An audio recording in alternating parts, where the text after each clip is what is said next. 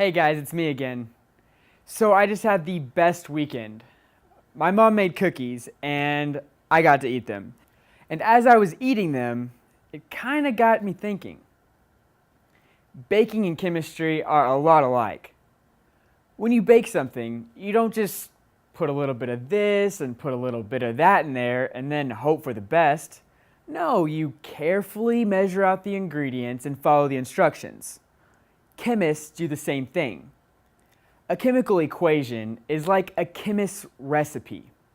A balanced chemical equation tells a chemist how much and what to put into a reaction and what will come out. Here are a bunch of chemical reactions. The starting materials in any reaction are called reactants. Reactants are any compounds to the left of the arrow. Reactants are like the flour, sugar, and butter in a cookie recipe. Everything to the right of the reaction arrow are called products. After mixing and baking flour, sugar, and butter together, cookies are the end product. Well, you should end up with cookies. Balancing chemical equations is important, but why? Well, chemists are not only like bakers, but they're also like bankers. Bankers count money, and chemists count atoms. Chemists are concerned with efficiency, supply, and demand. Waste costs money. They want to make sure they have the most bang for their buck in every chemical reaction. This is also why the law of conservation of mass is so important. Chemists want to get out as much as they put in a reaction. You wouldn't use a whole sack of sugar if the cookie recipe only called for a half a cup, would you? No. Not only would your cookies taste disgusting, but you would have to throw the whole batch away. A balanced equation is key to getting the recipe right. Matter will undergo a physical or chemical change in a reaction. But the amount of matter from beginning to end doesn't change. So there are two words that you probably heard your chemistry teacher ramble on about: coefficients and subscripts. Let me break it down for you. This is a balanced chemical equation. If you're like me, you notice that there are some big numbers and some small numbers.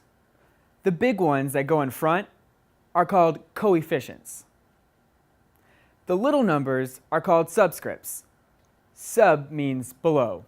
Think submarine.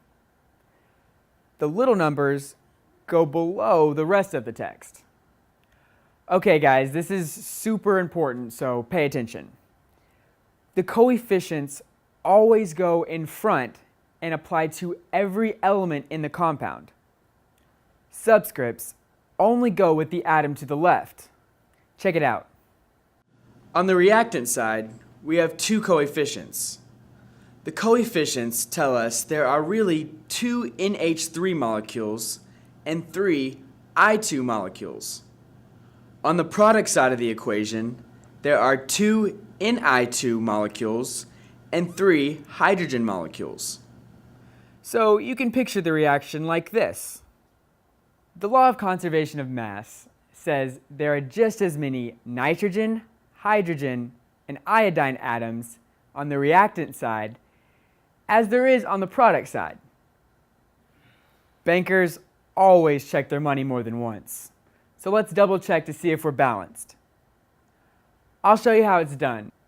Anytime I need to balance an equation, I just make a table, like this one.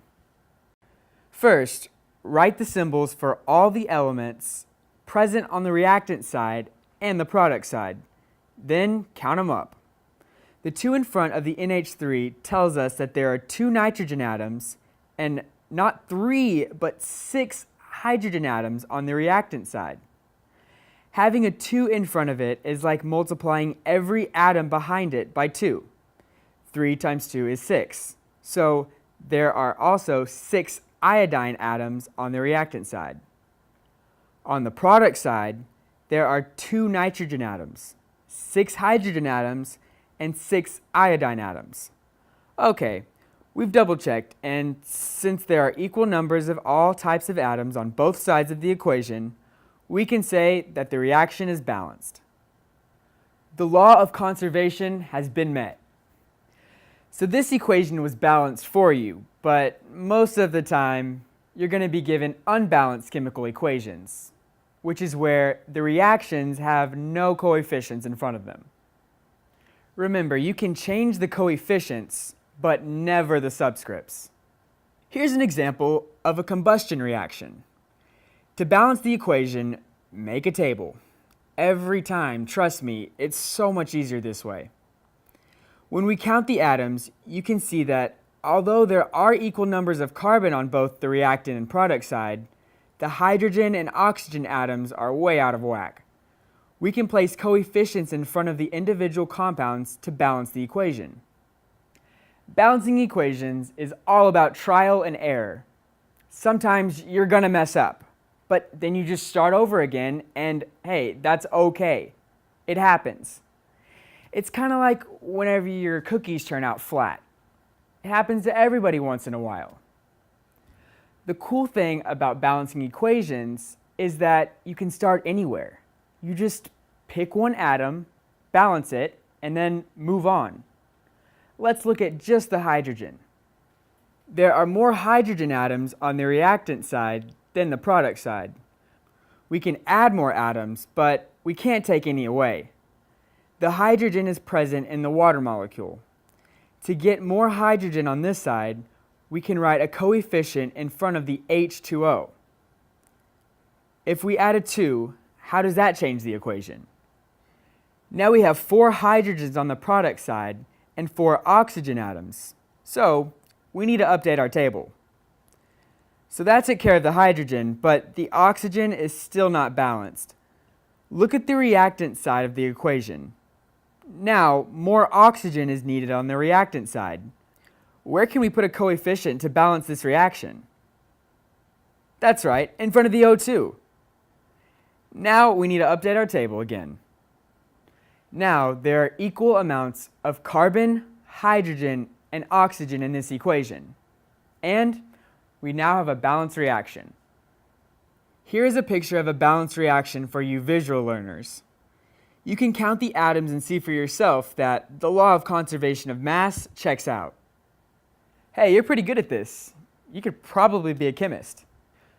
Well, you may not want to hear this, but the only way to get good at this whole balancing equations thing is lots and lots of practice. There's no trick to it. You just gotta stay focused and keep at it. Okay, well, that's all for now. See you next time.